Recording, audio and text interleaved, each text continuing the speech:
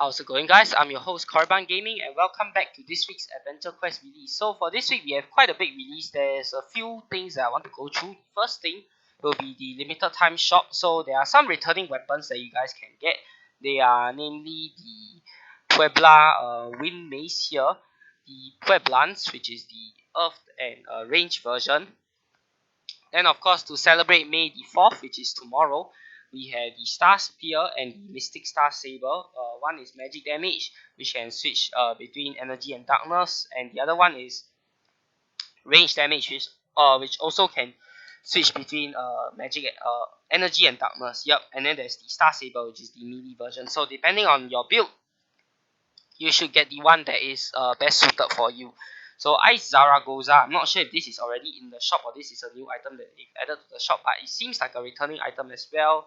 And if you have the money and if you are a ranger, since it is a ranged weapon, you guys can consider getting that.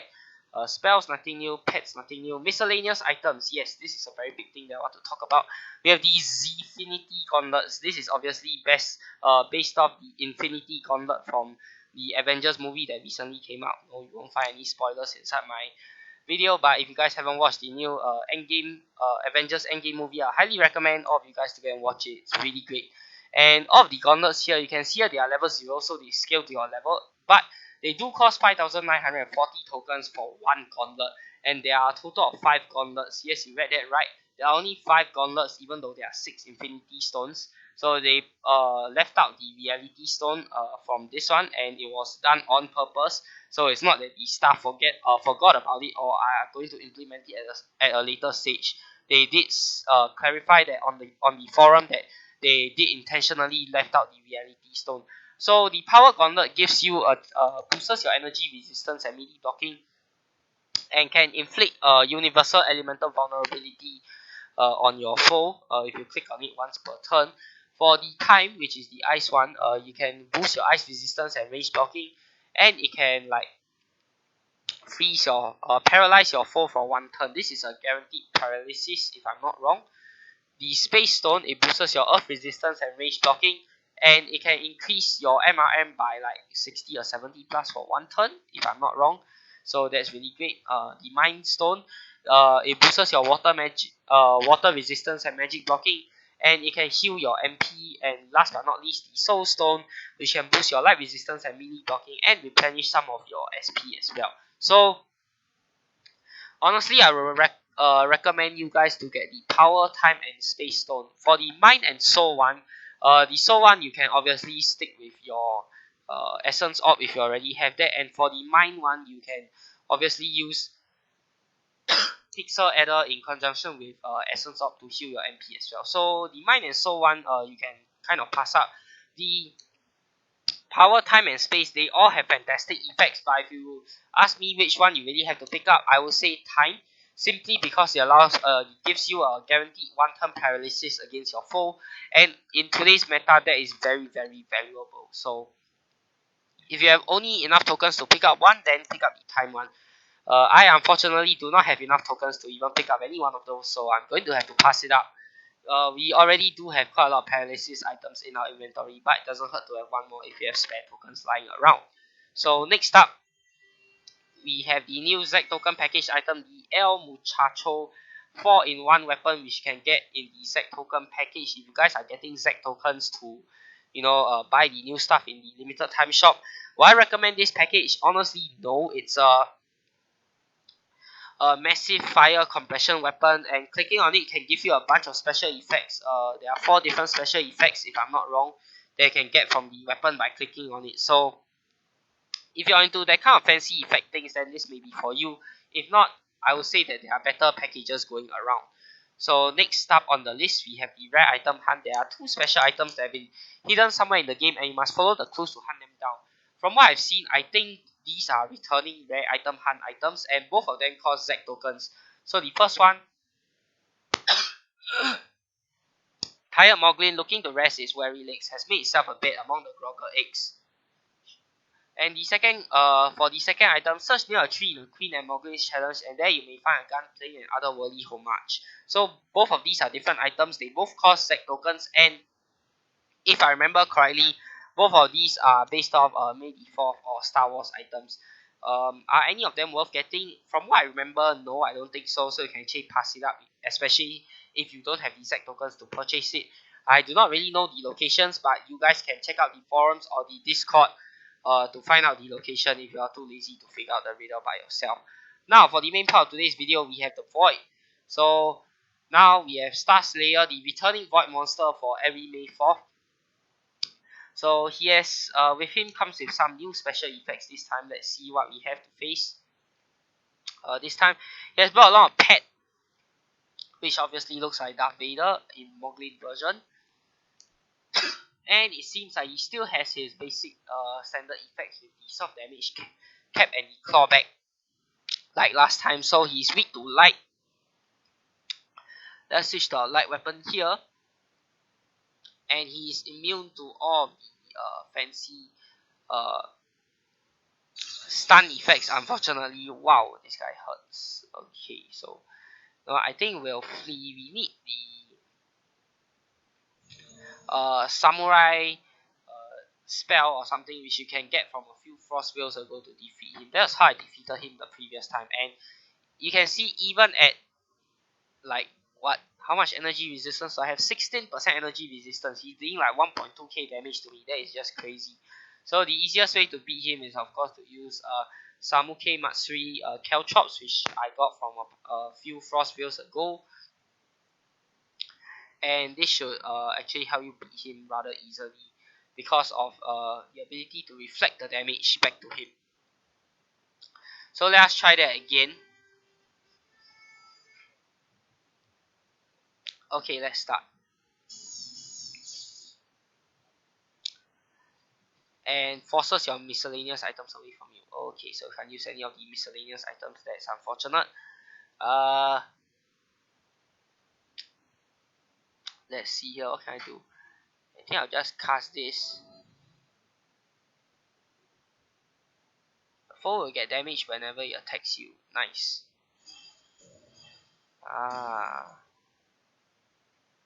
Okay, wait. Let's try that. Okay, so I'm now back with a new strategy to tackle the boss, and the first thing that you want to do is obviously try not to get stun locked by him. And how do you do that?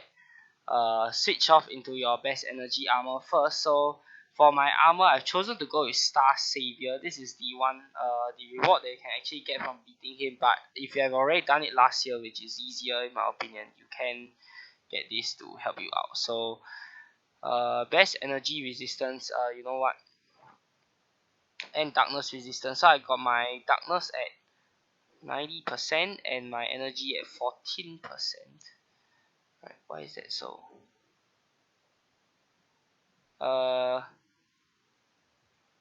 Yeah, okay. Right, so now you want to start with energy 14%, which is as low as I can go, I think. Hopefully it doesn't stun lock you and you should be fine. Let's see. This pet's gonna do that fancy attack. No. Please. Yes. Okay, so first thing you want to start off with is obviously switch to a healing pet. You need all the healing that you can get in this battle. Make sure a pet is healing you. Yup. Start with Purple Rain. You don't really need a full bar of SP for this though. It does help. So Moonwalker's Grace here first. Give you a better chance of dodging his attacks. Arcane Amplification obviously. And now you want to do Gandalfin. Right. And now you want to Purple Rain it all back.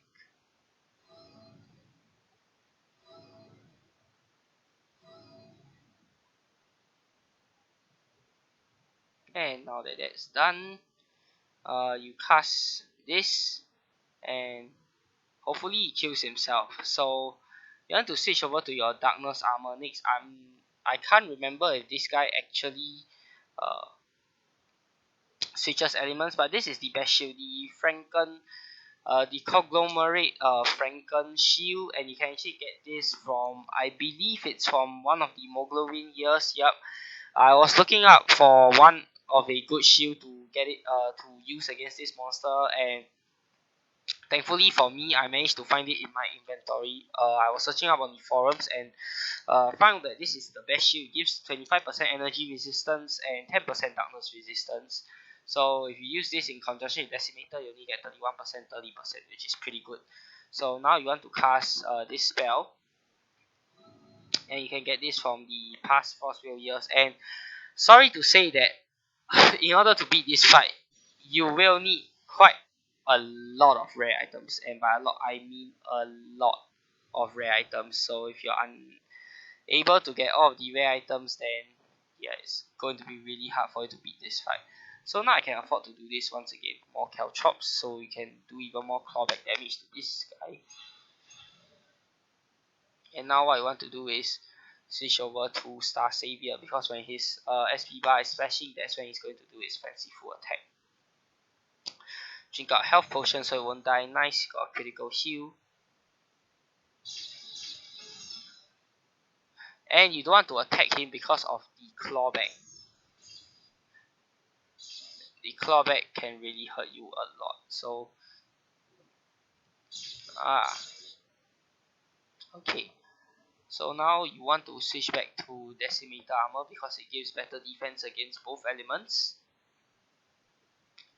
And now what I want to do is do this again.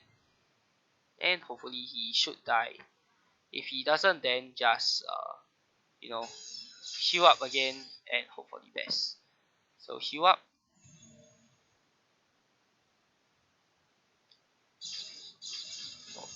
Yeah. Okay, sometimes he doesn't get damaged. I'm not sure why. Starslayer here.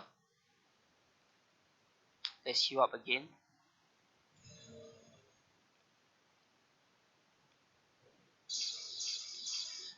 Yeah, sometimes the Caltrops don't.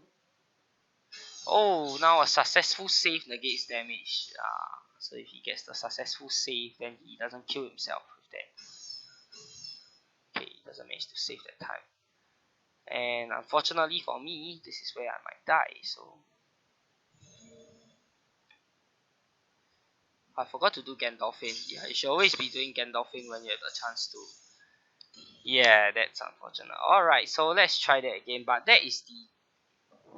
So what you want to do is really just keep trying that over and over again until you get lucky to the point whereby you start off the battle first. No, you don't start the battle first.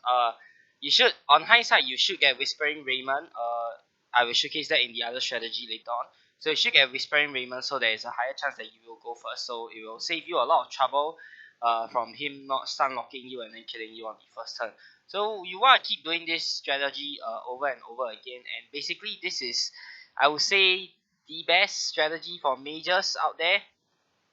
So if you're a mage, this is pretty much the only strategy I can think of. You can use the Divine Kusanagi Sword or the Kindred Spirit's Enlightenment as well, though that is more for warriors in my opinion.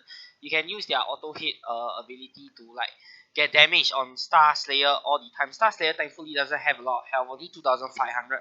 But the thing is, his clawback reduces the amount of damage they can do to him in one turn, and secondly, you really can't last against him for a very long time. He element 6 between energy and darkness and deals a crazy amount of damage. So using that, just basically hitting him over and over again with the Divine Kusanagi Sword or Kindred Space Enlightenment isn't a very fast way to beat him. I found this way to be slightly better, maybe, because you just wait for him to kill himself while you keep healing up, and if you do it right, you really shouldn't die. So just switch over to Starslayer whenever he uses an energy attack.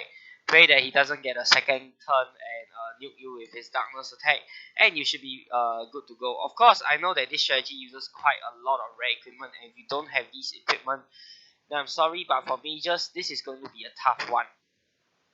Warriors, however, have it slightly easier, and I'll showcase that later on.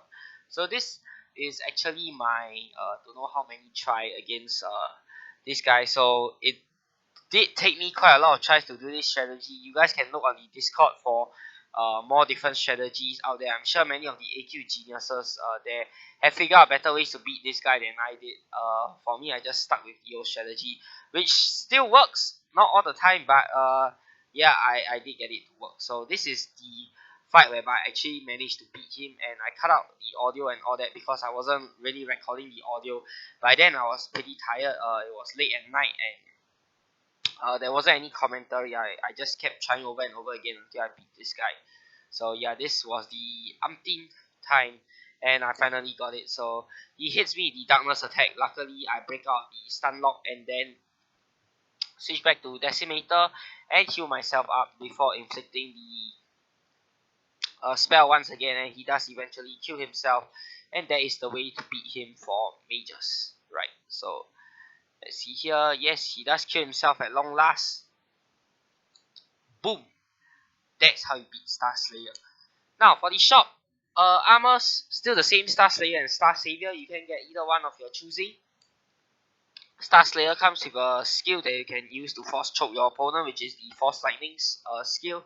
And Star Savior, it basically gives you increased range defense. Star Savior is a fully defensive one, where Star Slayer is the fully offensive one. And I think I have gotten both, and they do come in handy. So we have a new item here that is called the Dark Visor pet, and I'll showcase it in tomorrow's part of the video. So I do buy the Dark Visor pet, and he's basically just the pet that you see alongside him. So the Dark Visor pet, he does darkness damage, I believe, and he's basically just a mini Darth Vader. There is also the painting, which you can buy for 1,500 tokens, allowing you to revisit this challenge anytime you like, even after it's gone. So there is the Starslayer and Star Savior titles, and the Dark Visor faces. If you're a fan of Darth Vader, then you can get this face for 500 ZEC tokens. So you are just a collector and have plenty of tokens lying around. If not, I think I'll actually pass up this face, even though I am quite a big fan of Darth Vader. So now moving on to tomorrow's part of the video.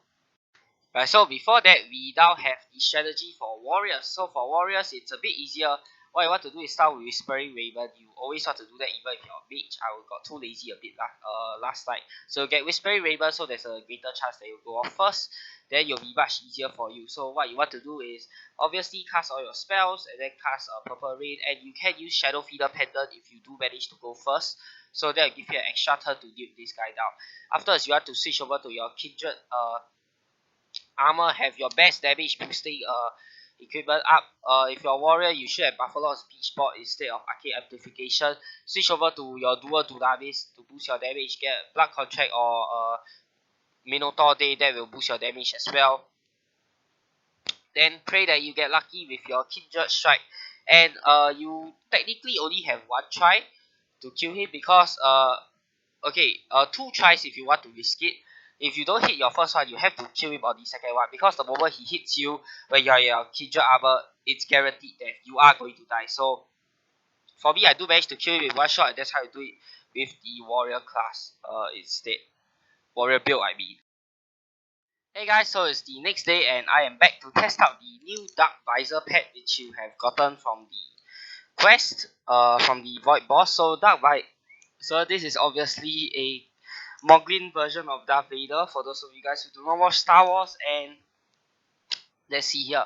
This little Moglin has fallen to a dark side of forces unknown. It can either strike with accurate blows, or it can unleash a strike that can lower your foe's ability to block attacks. So let's see. The blade of all special just went off. So it does darkness damage, that's cool. And click the Dark Visor attack with a defense lowering strike. Okay, so you can click on him to toggle him to do the defense lowering strike. Uses the force. It's gem blackberry. Minus 9. Wonder does it stack? Okay, minus 9.4 to all defenses from attacks with darkness. So against darkness, your foe will be much weaker. And let's see. Oh, so it does stack. Let's see how many times it can stack. So now it's 5 rounds minus 10.9. 9 rounds minus 9.2. Okay, it doesn't seem to be stacking very well. 8 rounds minus 13.3. Okay. So yeah, all in all, I think it's a really cool looking pet. I do like the artwork. As for the effects, well, I think I quite like the effects as well, to be honest. Damage, pretty standard damage, I would say, and It will now attack with his Starsaber. Not sure why it says undefined here. I already renamed it to Dark Visor. So the Starsaber attack is much more powerful, whereas the defense jamming attack is slightly weaker, as you can see. Wow, lucky strikes seem to be happening quite often as well. All in all, I really like this pet. Definitely get it, especially if you're a Beastmaster. Even if you're not a Beastmaster, I recommend you guys to get the pet as well. And I think it's a really nice release. So once again, apologies for the lack of a video last week because there wasn't a release to make a video on. Now, IMI was actually sick last week, which was why the release got delayed. And eventually the release that was supposed to be out last week, which is the Moderator Arena Challenge, will actually be coming to us on the end of May, according to the staff on the forums, because they really want to polish the release a bit more and give us a perfect release rather than just rushing it out. And I definitely like to see that and appreciate that as well from the staff. So take care of yourself, IMR, don't fall sick, and we really look forward to the next release, which is the moderator challenge, and hopefully that comes with good rewards. So yeah, the Starslayer boss, it can be quite hard to deal with, but you can use the techniques that I use regardless of whether you're Mage or Warrior, which are the two most popular builds in the game right now. You can use either one of these strategies to take him out, and hope you guys have enjoyed this week's video. If you have, be sure to give it a thumbs up, and of course subscribe to my channel for more such future content. Till the next time, this has been Korban Gaming. Peace out.